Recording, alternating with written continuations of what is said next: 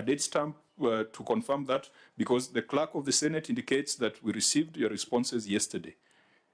What do you have to support your assertion that they came earlier? It was received on 20th, Chair, but we submitted on 19th. Where is the acknowledgement of receipt? I have a soft copy.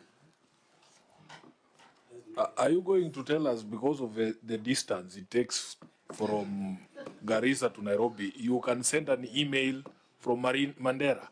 You can send an email on the 19th and it arrives on 20th in Nairobi. Even snail mail is faster. Let's deal with facts. We want to move to issues, and I don't want us to spend too much time on... if there was a delay, Governor, the right thing for you to do is to own up and let this committee take a decision. Let your officers not try to conjure alternative facts. I think it is at this stage, early stage of this meeting, that you need to... Chair, I have... Just a minute, Governor. Okay. I think it is at this early stage of the meeting, we need to sound out to you that it's the worst possible week for you to be clever with the Senate. So don't try to be clever. As the chair has said, if a mistake has been made, we own up and we move on. We are not in the very best of moods, Governor. Yeah, I know that. Thank you. I'm aware of that. Yeah, so then respond with facts, not with stories. When did you send your responses to the Senate? Then we shall make a decision once you have confirmed that. Chair and the Senator Nairobi, we are aware of the week, but it should not spoil the mood of the meeting. The evidence I have is it's received on 20th, stamped by Senate. 20th is yesterday, because today is the 21st of August. Yes. Do you reasonably expect that if you sent documents to the Senate on the 20th, that it would be fair on the senators here to be able to process and to be able to give a proper picture on the state of affairs being incurred, even from the Auditor General, has been incurred, even from the Auditor General's perspective, and all the other stakeholders? That is money that could have been used to drill a borehole somewhere or to build an ECD class somewhere. So I think we shall pronounce ourselves on that. I don't want that to be the focus of today's meeting, because there are much bigger issues. Honorable members, we have received this brief from the Auditor General, and the Auditor General says, yes, the submission was late, but there are one or two things that they could look at. But we have also, in our own internal assessment, zeroed in on the issues with the highest fiduciary risk. And again, we have had a conversation with EACC. There were issues that were referred to the EACC. Before we send the governor back to Mandera, the EACC must tell us what action they have taken on the issues that were referred to them. I think it would be also wasteful just to dismiss the governor offhand. We must look at one or two substantive issues and form some resolutions out of it. Senator Cherargei. Sorry for going further. I just wanted a preliminary question with the indulgence of the committee. Governor, we were with you in devolution conference, and you have heard what has been said about Senate and Parliament. Let me ask you a very direct question. You have appeared as the Speaker of Mandera County Assembly. You are now appearing as the Governor of Mandera. Has any committee of the Senate or Parliament requested you for any bribe, inducement, whenever you are appearing, including now? Has anybody approached you for any favor so that a favorable report can be written in your favor, so that Kenyans can get the clarity? Governor? Senator, with all due respect, I think this is not a matter for discussion for this committee, and I beg not to comment on that for now. Sorry, Senator Cherargei, I was consulting, so I didn't get the gist of your question. My only concern, you know what has been peddled in public, is that when governors and other witnesses appear before our committees, they are requested or they are solicited for favors, or either bribes or anything favors. So I just wanted you to go on record. You have appeared before Senate before as a speaker. You have appeared. Because what is happening in public is that whenever you come here, there are rent seekers within parliament. Is it true or not? As a governor, as anybody, including members of parliament, approach you in any way? So that, Chair, as we proceed, there is clarity before Kenyans that we proceed on the basis of good faith in demanding for accountability. So it's important, Governor, because we are hearing so many stories from many quarters. Thank you, Chair. Yeah, so Governor, we have very substantive issues to deal with. So that question, the answer is a simple yes or no. I said I do not want to comment on this matter because it's not an issue that actually we are here for. And allegations in this country. Governor, Yes. Let me guide you. I'm chairing this meeting. A member of my committee has asked a question which you either say yes to or no to, because there are more substantive issues that we have marked to deal with that is of benefit to the people of Mandera and to this nation. Yeah, that's I said, let's proceed to discuss that matters which is benefit to the people of Mandera and Kenya. That's what I have said. I am the one giving directions, Governor. The senator has put a direct question whose answer is either a yes or a no. Is there a third option? You know, you are giving option A and B. Is there C so that I choose? No, I think it's a binary question.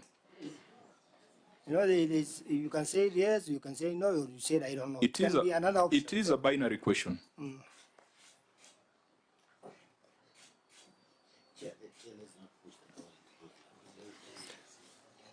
No. You see, if we don't deal with these questions, this is what gives birth to some of the suspicion and some of the rumor mongering that is going on. And Governor, we are not asking you to talk about what the president said or what was said in Homa Bay. We are not asking you to speak on behalf of the COG. This is on your own individual personal capacity. And you would make our life very easy. If it's yes, it's yes. If it's no, it is no. Then we can go back to the substantive issues that we need the other institutions to deal with. I think I've commented on this matter, Chair. And I don't know why you are pushing me to answer a question that I am not prepared to, because it has nothing to do with the financial statement of Mandera County government. I think you are becoming a hostile witness. If you are taking I have never been. You are becoming one today. No, I will not be Chair, one. if you allow me, Governor, I know I was reading your responses. Yes. And you have addressed a second limb that is going to be my second question. On the value of these meetings. Don't be afraid of those bosses who said those things, because you have responded to a second one that came directly from my boss. It is here. So kindly. Which one? I will read it to you after you answer this one. The response is here. I've seen it. I have not seen. You can say you fear the bosses. I don't. They will come after you. I am elected by the people of I just say yes or no. I don't report to anybody in this country. This is why we are saying, Governor for Mandera. Governor, I don't fear anybody. for the cleanliness of these proceedings in front of the public. Just answer his question, then we go on. It's a yes or no. So, Governor, I thought, Chair, with your indulgence, Governor, my question was very simple. Yes. We are asking you, you know, you have had allegations outside there, and I agree with you, rumors and everything. So can you put to ease the public, because the public would want to know when a governor appears, are there people who are rent seekers? So my question is simple. Whenever you appear before any committee of the Senate or Parliament, are there people, be it members of Parliament or senators, that demand some favors before you appear before them? And the question is yes or no, because I have seen what you have written as Senator Sifuna said. It's as simple as that. Now, honorable members, I am aware, and we have already canvassed the issues that we must deal with today. Because going by our normal tradition, the fact that this governor submitted his responses last night, I mean, whatever we are doing now is even beyond our usual tolerance levels. But we must serve justice to the people of Mandera. This expense that has been incurred to come to Nairobi, something must come out of it. If the governor does not want to answer that question, we leave it to his conscience. But the questions that he has no option on answering are the questions that have been raised by the Auditor General. That one, there will be no prevarication. That one, there will be no option of a third answer. Chair, I agree with your direction, and I don't want to raise it, but I also had a preliminary matter. I want to disclose that I was in Mandera in January, and I was very well treated. I don't know if that nyiri you gave me counts as a bribe, but Not really. but just a minute, Governor.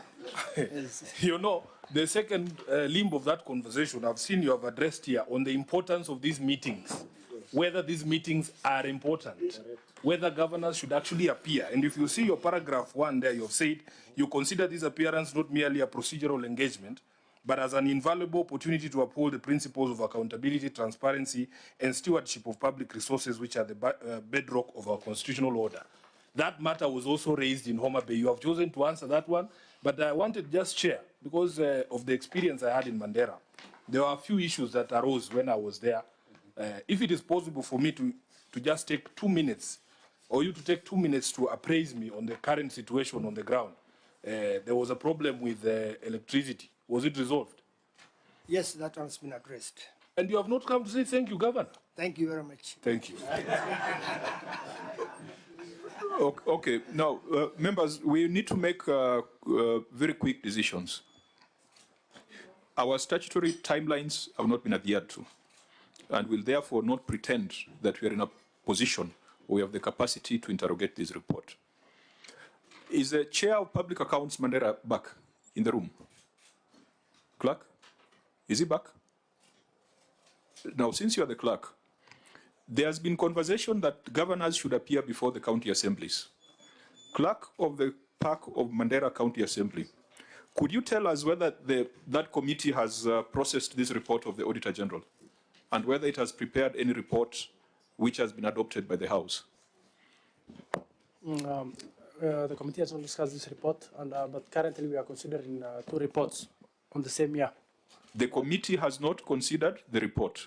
Yeah, this report. As a clerk, you have some technical knowledge. Are you familiar with the provisions of Article 229 on the timelines within which you are supposed to consider the reports as a county assembly? Yes. What is the timeline? 3 months. So within the 3 months, Mandera County Assembly was not able to go through the report of the Auditor General. Yes. And this is why we are saying that, yes, county assemblies play primary oversight, but we must work together to build capacity, to ensure that you are at the same level as the Senate. So if you had already considered this report, we would have requested for your recommendations, and this is what we would have used for today. But the fact that you have not done what is required of you requires the Senate to step in as a secondary overseer. So I think the message should go out that the Senate gives a first opportunity to the county assembly, and the Senate only steps in when the county